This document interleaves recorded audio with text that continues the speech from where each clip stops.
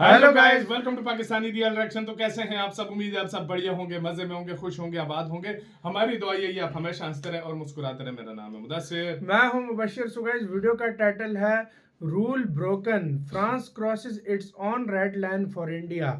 भारत को देगा तगड़े मिसाइल। तो भाई साहब, जो फ्रांस ने रूल भारत के लिए ब्रोक कर दिए हैं, अपनी जो रेड लाइन थी वो फ्रांस ने क्रॉस कर दी है, जो किसी देश के लिए मतलब आज तक फ्रांस ने नहीं की, वो भारत के लिए मतलब फ्रांस मिसाइलों के लिए, मिसाइलों के लिए। ये कौन सी रेड लाइन? पता नहीं है, इसके ऊपर सोर्स कोड का भी हो सकता है, कुछ भी हो सकता है, पहले देखते हैं। क्योंकि भारत ने बड़ी इस बार शर्तें रखी थी, राफेल लूंगा तो हाँ।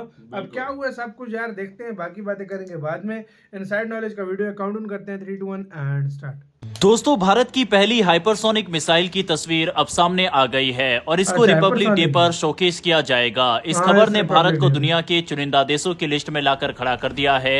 इस मिसाइल के बारे में और इसकी तस्वीर भी आपको स्क्रीन पर दिखाएंगे। इसके अलावा हमारी दूसरी खबर फ्रांस से आ रही है, जहां पर फ्रांस ने भारत के दर्जनों हथियारों को राफेल फाइटर जेट में लगाने की मंजूरी दे दी है। दोनों ही खबर काफी इंटरेस्टिंग है, इसीलिए वीडियो को अंत तक जरूर देखिएगा। पहले बात करते हैं फ्रांस की। जब भारत और फ्रांस के बीच 114 राफेल फाइटर जेट डील को लेकर खबरें सामने आई, तो इसकी $36 बिलियन से $40 बिलियन के बीच की कीमत को लेकर काफी लोग हैरान थे और ये डील काफी ज्यादा महंगी है। लेकिन अब इसमें भारतीय हथियार का इंटीग्रेशन वगैरह भी शामिल है। यही कारण है कि ये डील इतनी महंगी है। यानी भारत और फ्रांस के बीच होने वाला 114 राफेल फाइटर जेट का बड़ा समझौता अब केवल विमान खरीदने तक सीमित नहीं है। इस डील में भारतीय वायुसेना ने एक अहम फैसला लिया है, जो आने वाले कई वर्षों तक भारत की हवाई ताकत को मजबूत करेगा।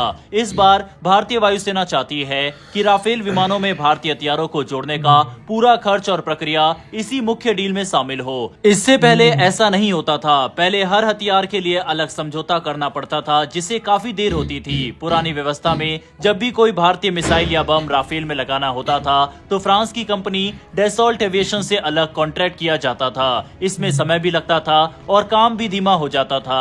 अब वायुसेना चाहती है कि नए राफेल स्क्वाड्रन शुरुआत से ही पूरी तरह तैयार हालत में सेवा में आए। इस नई डील में कई भारतीय हथियारों को शामिल करने की योजना है। सबसे पहले बात करते हैं अस्त्र एयर टू एयर मिसाइल की। अस्त्र मार्क 2 को जल्द ही मंजूरी मिलने की उम्मीद है। इसके बाद अस्त्र मार्क 3 आएगी, जो बहुत लंबी दूरी से दुश्मन के विमान को मार गिराने में सक्षम होगी। इसके अलावा रुद्रम मिसाइल परिवार भी इस डील का अहम हिस्सा होगा। रुद्रम 1 के बाद अब रुद्रम 2 और रुद्रम 3 और आगे चलकर रुद्रम 4 को भी राफेल में लगाया जाएगा। ये मिसाइलें दुश्मन के रडार और एयर डिफेंस सिस्टम को नष्ट करने के लिए बनाई गई है। कुछ और भारतीय हथियारों पर भी विचार किया जा रहा है। इनमें तारा प्रिसीजन गाइडेड बम शामिल है, जो बहुत सटीक निशाने पर गिरते हैं। इसके साथ ही नई पीढ़ी के एयर लॉन्च क्रूज मिसाइलें भी राफेल के लिए तैयार की जा रही है। ये मिसाइलें कम दूरी और लंबी दूरी दोनों तरह के हमलों में काम आएंगी। भारतीय वायुसेना के लिए ये फैसला सिर्फ सुविधा का मामला नहीं है।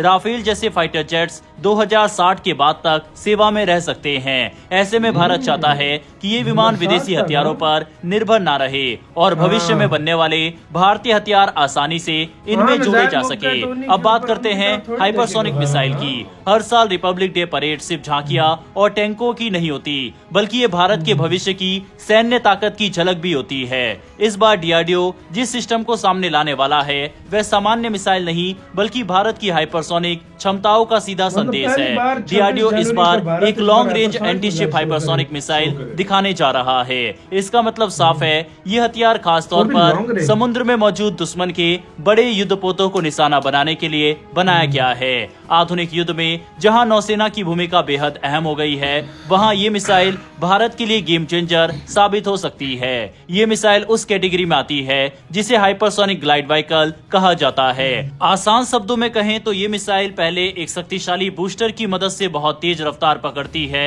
इसके बाद ये ऊपर जाकर सीधा गिरने की बजाय वातावरण के भीतर ही आगे की ओर फिसलते हुए उड़ती रहती है। यहीं पर यह मिसाइल पारंपरिक बैलिस्टिक मिसाइलों से अलग हो जाती है।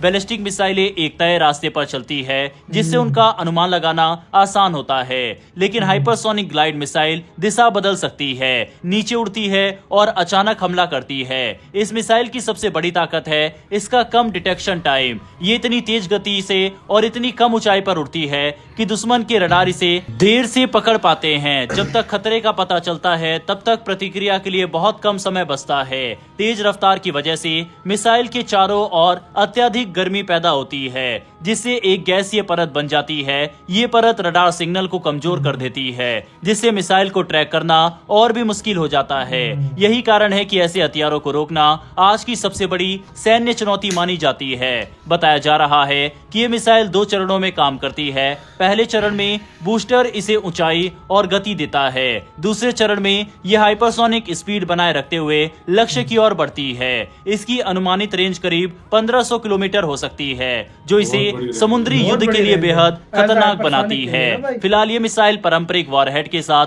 विकसित की जा रही है, लेकिन भविष्य में इसके दूसरे संस्करण भी आ सकते हैं। रक्षा विशेषज्ञों का मानना है कि आगे चलकर इसे भारत की नई रणनीतिक मिसाइल फोर्स में भी जगह मिल सकती है। बहरहाल दोस्तों, डिफेंस से जुड़ी डेली ऐसी वीडियोस के लिए नीचे दिए इसी के साथ तो यार वीडियो खत्म। ओरिजिनल वीडियो का लिंक मिल जाए आप लोगों को डिस्क्रिप्शन में। पहली खबर पे बात करते हैं जो कि है भारत की जो राफेल फाइनली मतलब जो आपको पता है जो राफेल जिस देश को भी देता है उसको सोर्स कोड नहीं देता, उसको कुछ भी नहीं देता। सबसे बड़ी बात है कि अपनी जो इंडिया जिस लिहाज से ले रहा है ना, इंडिया अपने मिसाइल फिट कर सकता है सब कुछ। उसको उससे मेटियोर और उस तरह भाई उसका फायदा नहीं है ना भाई, फायदा नहीं है। आप देखो इंडिया पर मिसाइल खत्म, इधर इंडिया के सर पे युद्ध आ गया। हाँ, भारत कहाँ से मिसाइल उससे ढूंढता रहेगा कि भाई इंडिया को मुख्तलिफ किस्म के क्रूज मिसाइल, मुख्तलिफ किस्म के मिसाइल लगाने की इजाजत दे दी है। इसका मतलब यह है कि इंडिया अपने तरह के मतलब मॉडिफाई करके सारा कुछ उसने अपनी रेड लाइन क्रॉस करके दिया। किसी भी देश को उसने नहीं दिया, लेकिन $40 बिलियन इंडिया दे रहा है। मैं तो वही इसी बात में आ रहा था। 114 फाइटर जेट भी है, $40 बिलियन इंडिया की एक और शर्त भी है कि 50% जहाज इधर तैयार करोगे, 60%।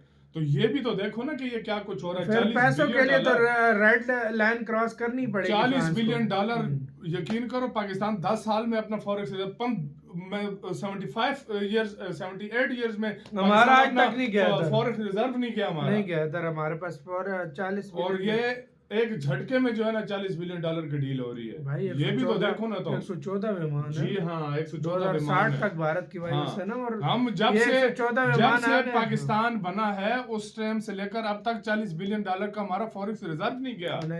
इस बात से अंदाजा लगा लो ये कितने की बड़ी डील है। और दूसरी तरफ इस बार 26 जनवरी पे अपना हाइपरसोनिक मिसाइल पहली बार भारत जो है दुनिया के सामने शो करेगा परेड के। बिल्कुल, ये तो है। ये भाई फिर ये देख लो आपके सामने है। तो आपका कैसे इस सारे मामले के ऊपर क्या कहना है, भारत के इस मूव के ऊपर क्या कहना है, अपनी राय जो है कमेंट सेक्शन में दें। क्योंकि भारत ये वाले एग्रेसिव स्टांस अपनी जो बातें वो मनवा के रहता है, ये भारत का आपको पता है। अपना बहुत ज्यादा ख्याल रखना तो यार।